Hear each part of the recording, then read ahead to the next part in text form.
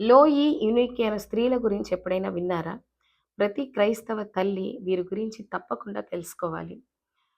లోయి తిమోతి యొక్క అవ్వ, యూనికే తిమోతి యొక్క తల్లి. వీరిద్దరూ తిమోతిని చిన్నప్పటి నుండి దేవుని వాక్యంలోను, విశ్వాసంలోను పెంచడంలో కీలక పాత్ర పోషించారు. లోయి తన కుమార్తెకు, మనవడికి దేవుని లేఖనాలలో గట్టి పునాది వేశారు.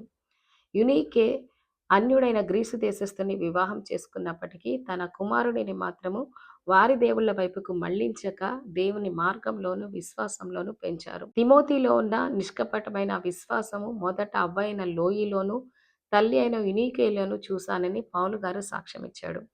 ఈ రోజున చాలా మంది క్రిస్టియన్స్ అన్య మతస్థుల్ని వివాహం చేసుకొని పుట్టిన బిడ్డలను వారి దేవుళ్ళ వైపుకు పెంచుతున్నారు. అలాంటి వారు యునీకే జీవితాన్ని ఇన్స్పిరేషన్గా తీసుకోవాలి. పిల్లల్ని చిన్నప్పటి నుండి దేవుని వాక్యంలోను, విశ్వాసంలోను పెంచాలని లోయి యూనికే జీవితం మనకు నేర్పిస్తుంది.